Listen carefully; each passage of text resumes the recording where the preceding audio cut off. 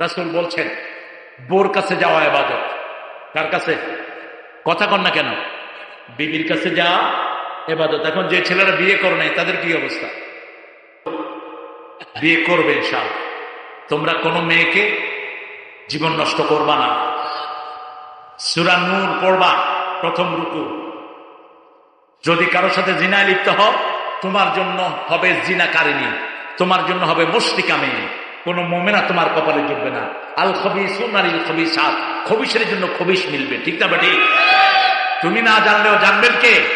যদি কেউ করে থাকো, একই ছেলে 4-5 মেয়ের সাথে লাইন করে, আপনাদের এখানে নাই? একই মেয়ে 3-4টার সাথে লাইন করে, তুই লুচ্চা, তুই বেয়াদব, তুই চরিত্রহীনা। খবরদার, কোন মেয়ের সাথে যখন তুমি সুন্দর হাসি মুখে চেক করো, তখন তোমার চোখের জিনা হয়, হাতের জিনা হয়, ঠোঁটের জিনা হয়। আর যখন বিয়ের পরে তুমি তোমার বিবির চোখে চোখ রাখবা, চোখের সগীরা গুনাহ আল্লাহ মাফ করে দিবেন। হাতে হাত রাখবা, হাতের গুনাহ মাফ। সন্তান যখন পেটে আসবে, ওই অবস্থায় মেয়ের প্রত্যেকটা ব্যথায় মেয়ের গুনাহ মাফ। প্রসবের সময় যদি মেয়ে মারা যায়, রাসূল বললেন বিনা হিসাবে আল্লাহ তাকে জান্নাত দিয়ে দিবে। ছেলে বালেগ হলে বিয়ে দিয়ে দেন, মেয়ে বালেগা হয়েছে বিয়ে দিয়ে দেন। ছেলে ইস্টাবলিশড হবে, তারপরে বিয়ে। যে ছেলে যেখানে যাবে, যে মেয়ে যেখানে যাবে, তার রিজিক নিয়েই যাবে। একজন দরিদ্র সাহাবী এসে বলছেন, ইয়া রাসূলুল্লাহ, আমি খুব গরিব। রাসূল বললেন তুমি বিয়ে করো। সাহাবী বললেন আমি নিজেই খাইতে পারি না। রাসূল বললেন তুমি বিয়ে করো, তাহলে তোমাকে বরকত দান করবেন কে?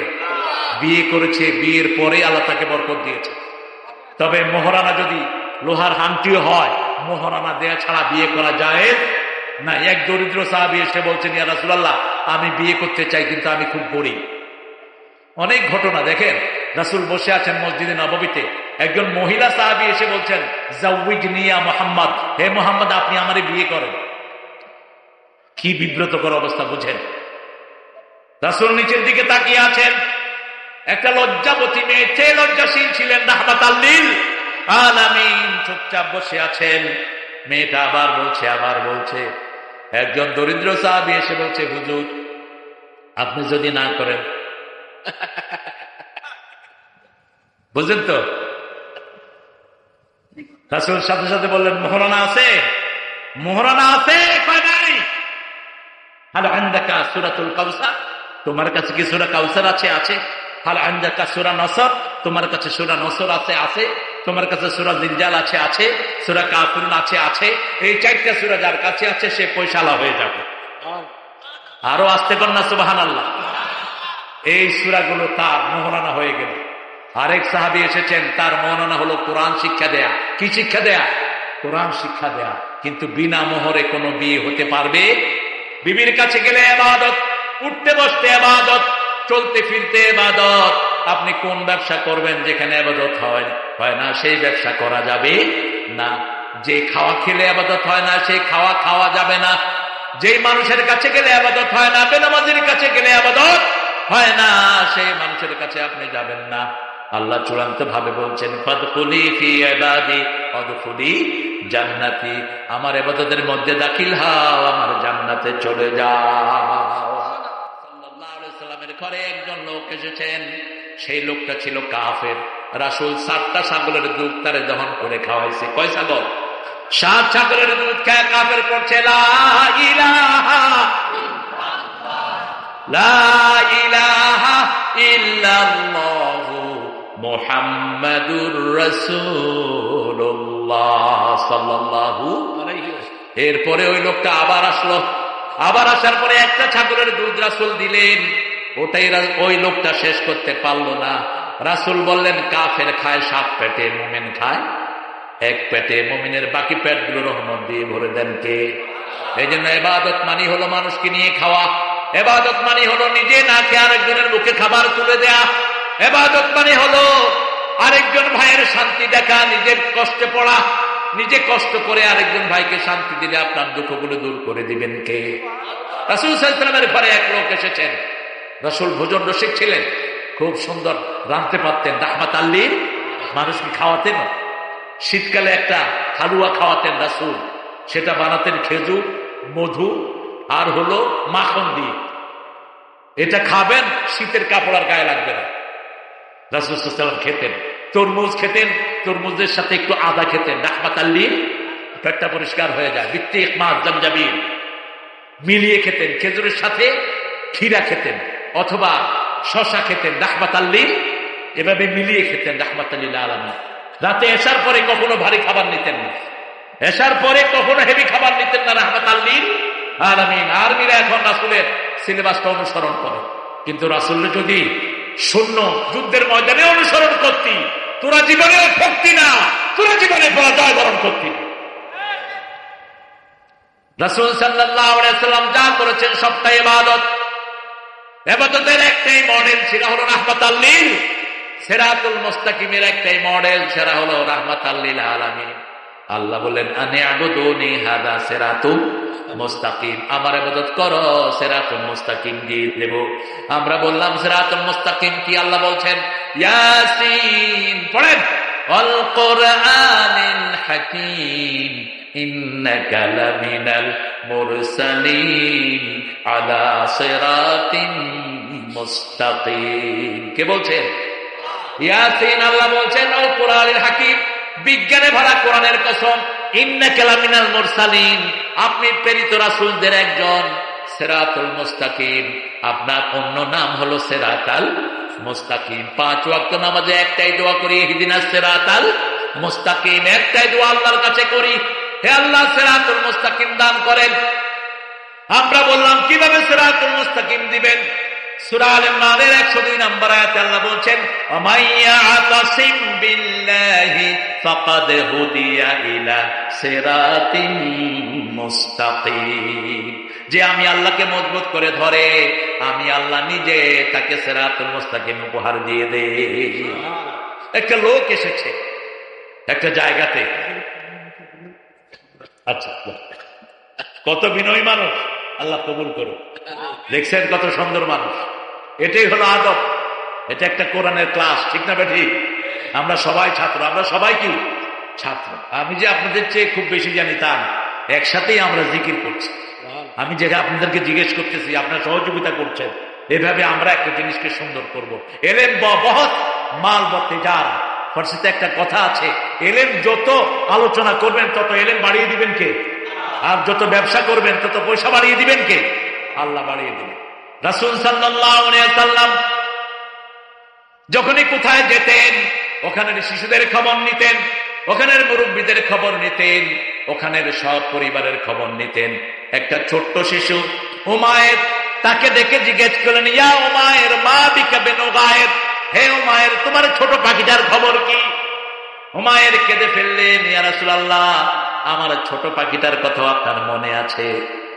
শিশুদের খবর নিতেন রাহমাতাল লিল আলামিন। আপনি শিশুদের খবর নিবেন, ওদেরকে প্রেরণা দিবেন, মসজিদে বাচ্চা দেখলে মুখে মিষ্টি দিবেন, আদর করবেন।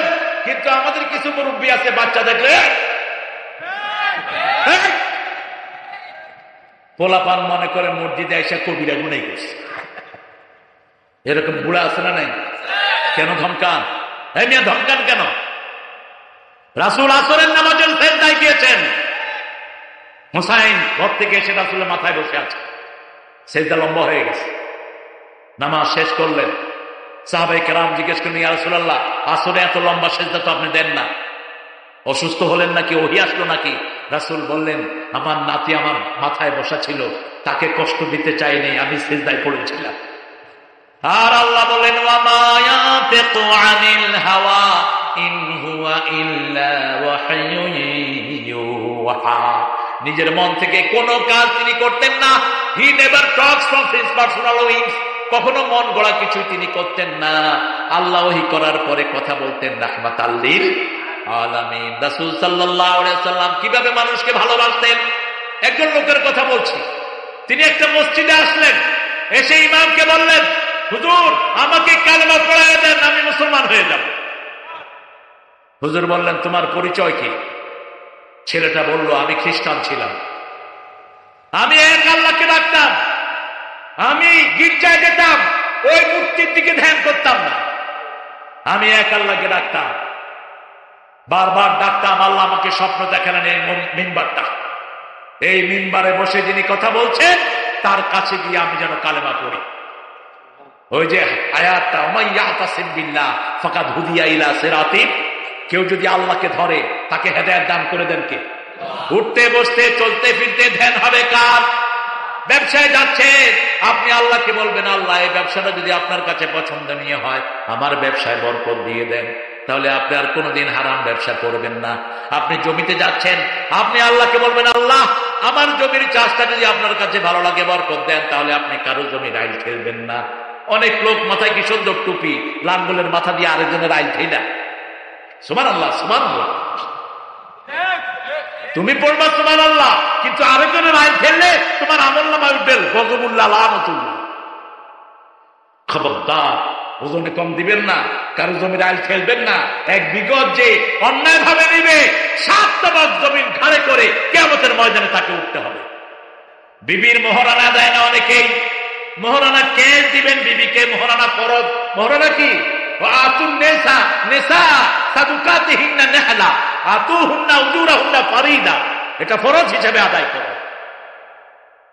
মোহরানা আপনি বিয়ের আগে আদায় করবেন, আগ হওয়ার আগেই আগে মোহরানা দিবেন।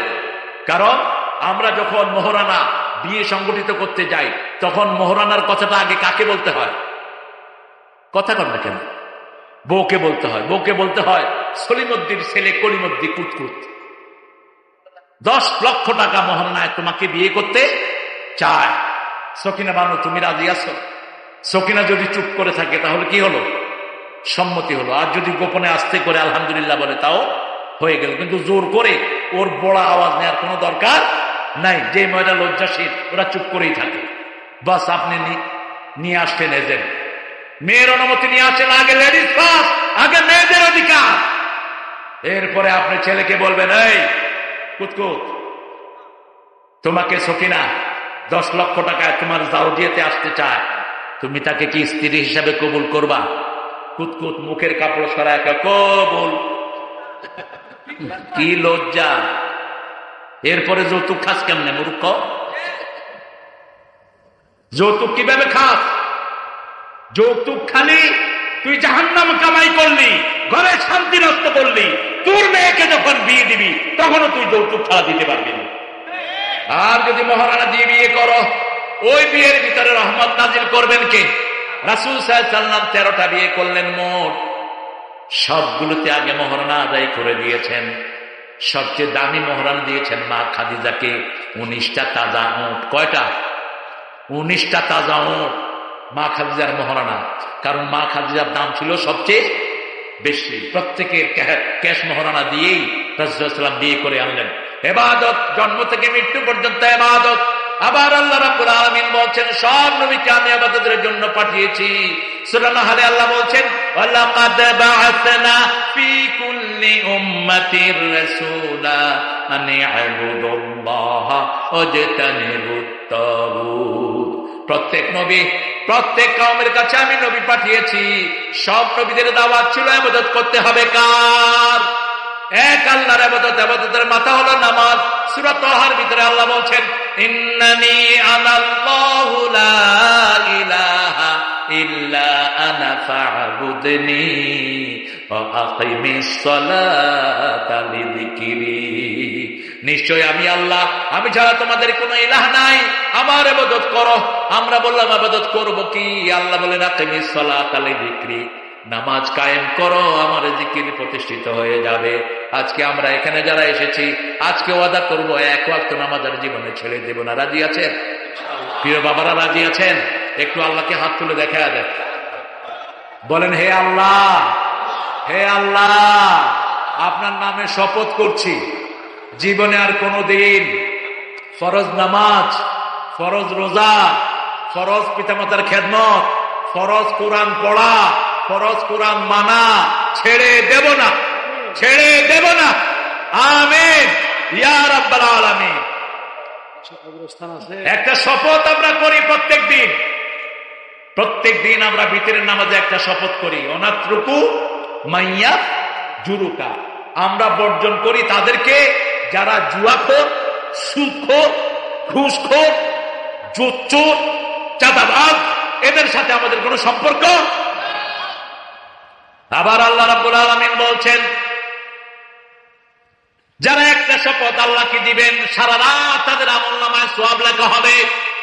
আমানার রাসূলু বিমা উনজিলা ইলাইহি মির রাব্বিহি ওয়াল মুমিনুন কুল্লুন আমানা বিল্লাহি ওয়া মালাইকাতিহি ওয়া কুতুবিহি ওয়া রুসুলিহি লা নুফাররিকু বাইনা আহাদিন মির রুসুলিহি ওয়া ক্বালু সামি'না ওয়া আতা'না গুফরানাকা রাব্বানা ওয়া ইলাইকাল মাসির। এখানে আমরা ঈমান আনি, রাসূলুল্লাহ যেভাবে ঈমান এনেছেন আমরা ঈমান আনি আল্লাহর উপর, ফেরেশতার উপর, আখিরাতের উপর। এরপরে আল্লাহ বলছেন তোমরা বলো সামি'না, আপনারা বলেন সামি'না, বলেন সামি'না, আমরা শুনলাম। আল্লাহ বলেন আমিও গ্রহণ করলাম।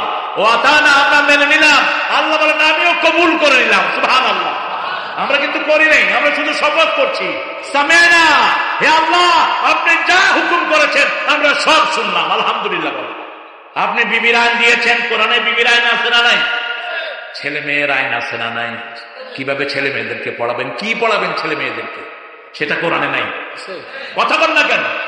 সূরা ফুসসিলাতের ভিতরে এই ছেলেরা আল্লাহকে গিয়ে বলবে ওয়াকালাল্লাযীনা কাফারু আরিনাল লাযাইনি আদাল্লানা মিনাল জিন্নি ওয়াল ইনস, হে আল্লাহ যারা আমাদেরকে গোমরাহ করেছে, যে শিক্ষকেরা, যে পিতামাতারা, যে গার্জিয়ানরা, ওদেরকে আমাদের পায়ের তলায় এনে দেয়। নাজআলহুমা তাহতা কদামিনা লিয়াকুনা মিনাল আসফালিন, যাতে করে আগে তারা জাহান্নামে যায় তারপরে আমরা যাই। এই জন্য আমরা আজকে থেকে শপথ করব, ঘুমের আগে আয়াতটা পড়ব, সূরা বাকারা 285-86 নম্বর আয়াত। এই দুইটা আয়াত যারা রাতের বেলায় পড়বে, রাসূল বলেন কাফাতা কাফাতা কাফাতা। কয়বার? কাফাতা, যথেষ্ট। কিসের জন্য? তার সব ইবাদতের জন্য এই দুই আয়াতই যথেষ্ট, তার সব শান্তির জন্য যথেষ্ট, বরকতের জন্য যথেষ্ট। সারা রাত একজন দাঁড়িয়ে নফল পড়লে যে সওয়াব, আপনি এক করে শুয়ে থাকলে সেই সওয়াবের জন্য এটা যথেষ্ট। এখানে কথা দিচ্ছেন কি? সামি'না, আমরা শুনলাম, আলহামদুলিল্লাহ। বলো আতা'না, আমরা মেনে নিলাম। আল্লাহর সব কথা আমরা মানব তো? আল্লাহ তৌফিক দান করুন। এরপরে আল্লাহ শিখিয়ে দিচ্ছেন গুফরানাক, গোফরানাকে, আল্লাহ তোমার ক্ষমা চাই। আল্লাহ বলে তোরা শুন, আমি তোদের সব গুনাহ মাফ করে দিলাম। ওয়াইলাইকাল মাসির, ঘুরতে হবে কার দিকে? আল্লাহর দিকে সবাইকে ফিরে যেতে হবে। সে আল্লাহ বলছেন উ'বুদু রাব্বাকুম, আল্লাহর ইবাদত করো, রবের ইবাদত করো। কেন রবের ইবাদত করবেন? ইবাদত করলে কি লাভ? ইবাদত করলে কি লাভ? আল্লাহ বলছেন ফালিয়া'বুদু, পড়েন ফালিয়া'বুদু রাব্ব হাযাল বাইত আল্লাযী আত'আমাহুম মিন জু' ওয়া আমানাহুম মিন। আচ্ছা বলেন তো, আপনাদের উত্তরবঙ্গের জুমার নামাজের লোক বেশি না কম? সারা বাংলাদেশে, সারা দুনিয়াতে বেশি। দেখেন এই জুমার নামাজে আসি দেখেই এত বরকত। বাংলাদেশের সবচেয়ে বরকতি এলাকা কোন জেলা বলেন? রংপুরে সবচেয়ে বেশি কি হয় বলেন তো? রংপুর শহরে একটা বরকত আছে। রংপুর শহরে হোটেলগুলোতে কচুর শাক খাওয়ায়। কচুর শাক পৃথিবীর সর্বশ্রেষ্ঠ শাক। আধা পোয়া কচুর শাকে 1 কেজি গোস্তের প্রোটিন থাকে। কচুর শাক যারা খায়, যে মেয়েরা, ওদের কোনো আয়রন ট্যাবলেট খেতে হয় না, এত বেশি আয়রন এই কচুর শাকের ভিতর। কচুর শাক যারা খায় তাদের ইন্টারনাল যত ক্ষত থাকে সবগুলো ক্ষত মেকআপ হয়ে যায়। রংপুরে চাউল নাই,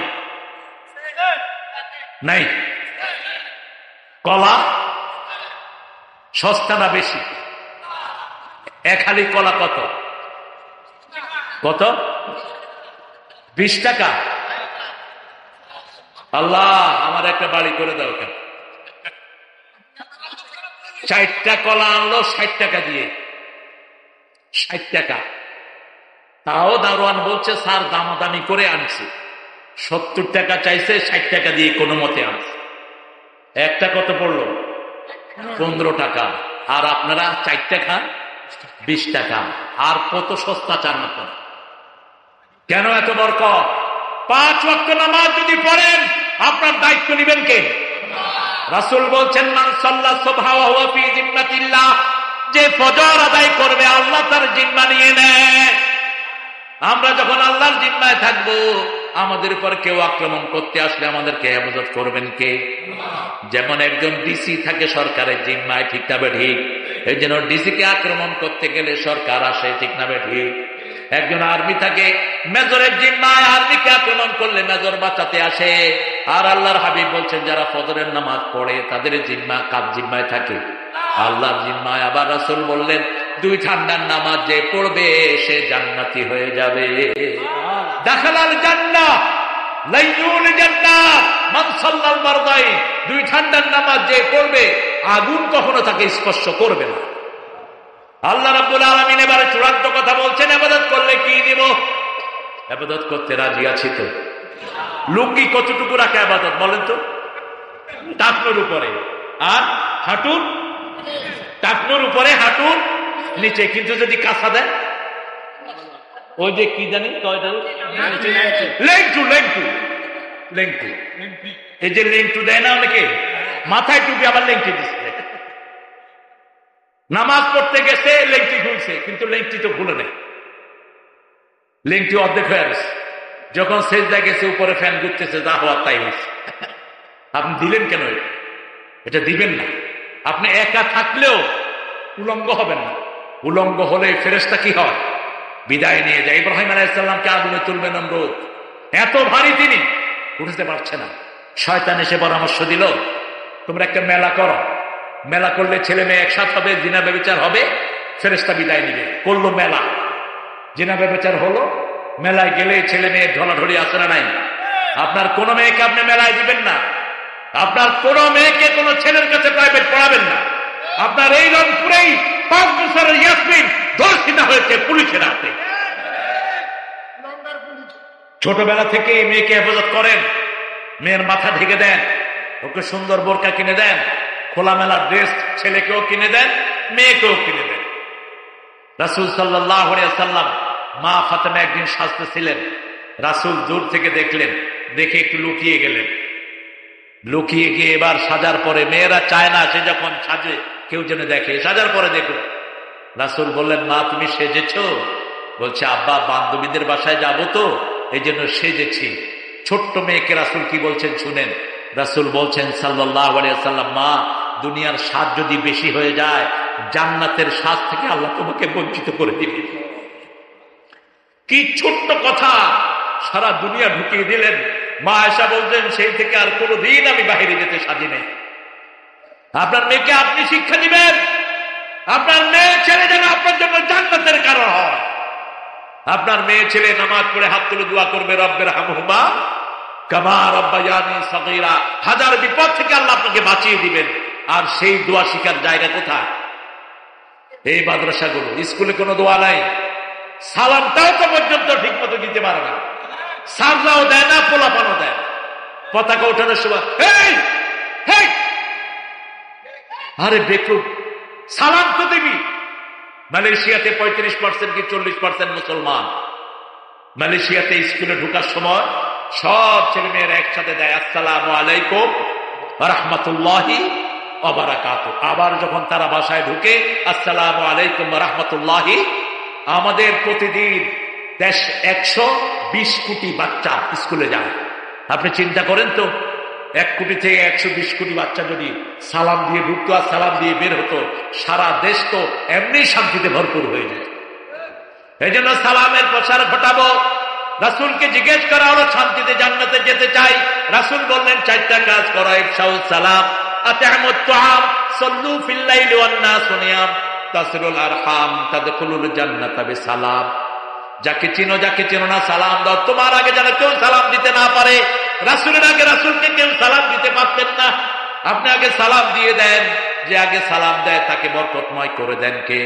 তাকে অহংকার মুক্ত করে দেন কে? আত'আমুত তুআম, মানুষকে খাওয়াও।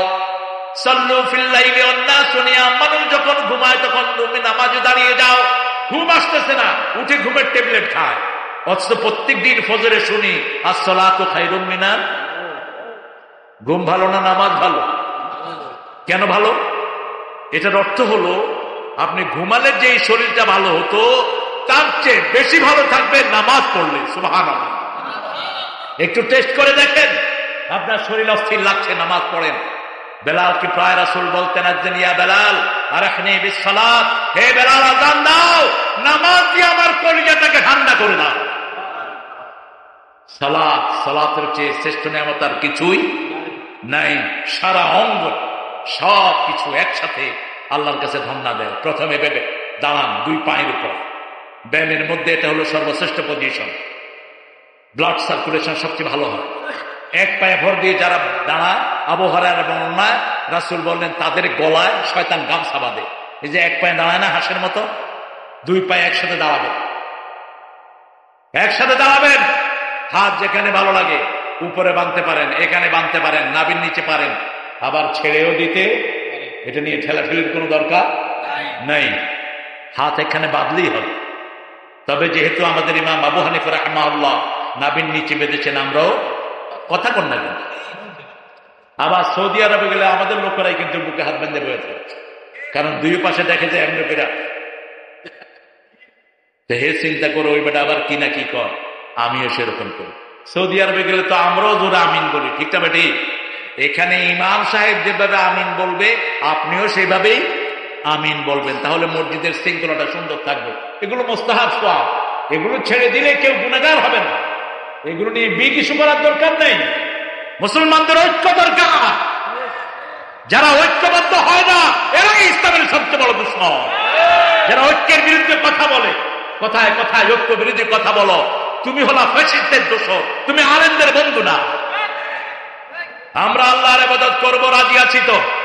ইবাদত করলে চূড়ান্ত কথা আল্লাহ বলছেন ফাদখুলি, পড়েন ফাদখুলি ফি ইবাদি আদখুলি জান্নাতি। দুনিয়াতে আমার ইবাদতে প্রবেশ করো, মৃত্যুর পরে আমি তোমাকে জান্নাত দিয়ে দেব। দুনিয়াতে তুমি শুধু আমার একটু কথা শোনার চেষ্টা করো, মৃত্যুর পরে তোমার মন যা চায় আমি আল্লাহ সেটাই তোমাকে করে দেব। এখন তুমি আমার হুকুম মানবা, আর মৃত্যুর পরে আমি আল্লাহ তোমার মনে চাহিদা দূর করে দেব।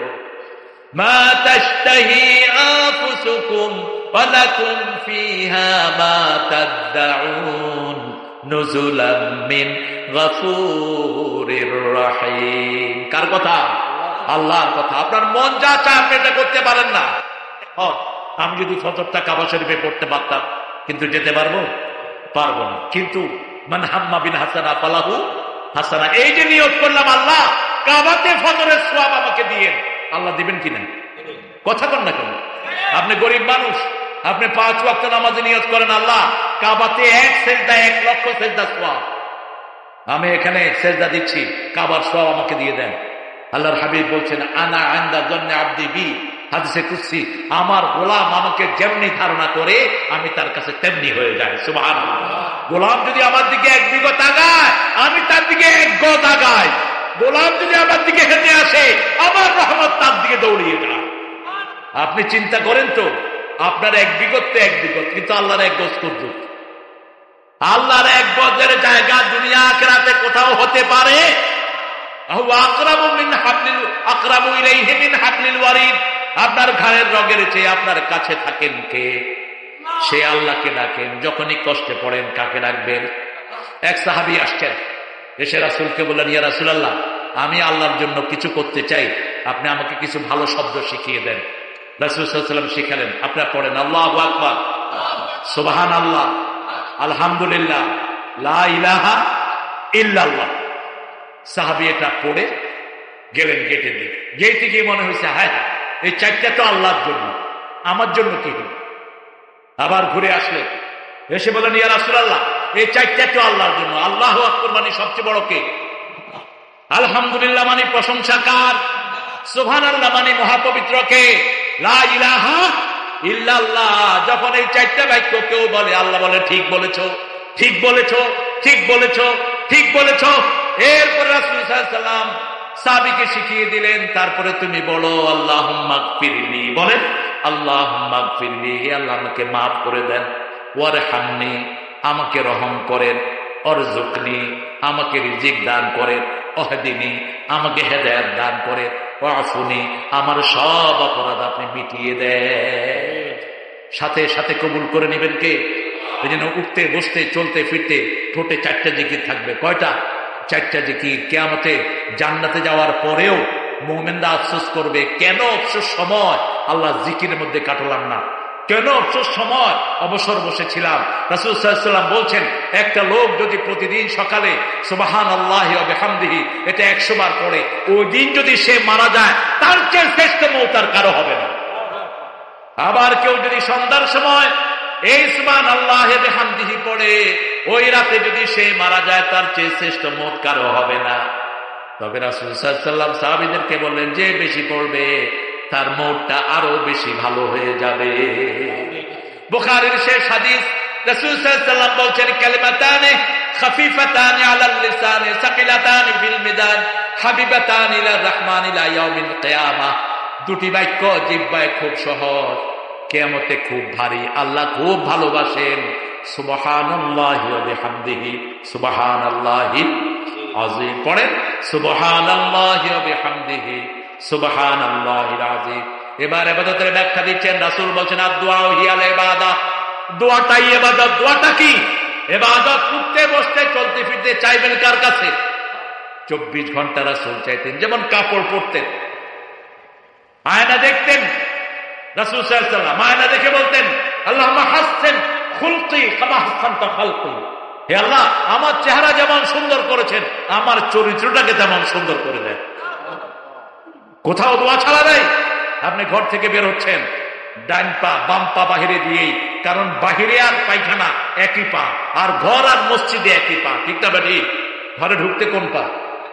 ডান পা। ঘরে ঢুকেই পড়বে না বিসমিল্লাহির রহমানির রহিম, আসসালামু আলাইকুম ইয়া আহলাল বাইত। ঘরের লোকদেরকে সালাম দিবেন। পড়েন সুবহানাকা আল্লাহুম্মা ওয়া বিহামদিক আশহাদু আল লা ইলাহা ইল্লা আনতা আস্তাগফিরুকা ওয়া আতুবু ইলাইক। আপনাদের ধৈর্য আমাকে মুগ্ধ করেছে। একজন ভাই ওঠেন নেই, ডায়াবেটিসের রোগীও নাই এখানে, আশা করি একজন মাও ওঠেন নেই। মায়েরা 4টা কাজ করবেন, জান্নাতের সবগুলো দুয়ার খোলা। নামাজ পড়বেন আজান দিলেই, রমজানের রোজা রাখবেন, স্বামীর খেদমত করবেন, স্বামীর প্রতি কখনো রূঢ় আচরণ করবেন না। আবার স্বামীরাও স্ত্রীর খেদমত করবেন। কিসের বই? তোমার বই। তোমার, তুমি লিখছো কিসের উপর? গজল। এগুলো তো পড়া দরকার ছিল, একটু দেখে দিও। আমি তো না পড়ে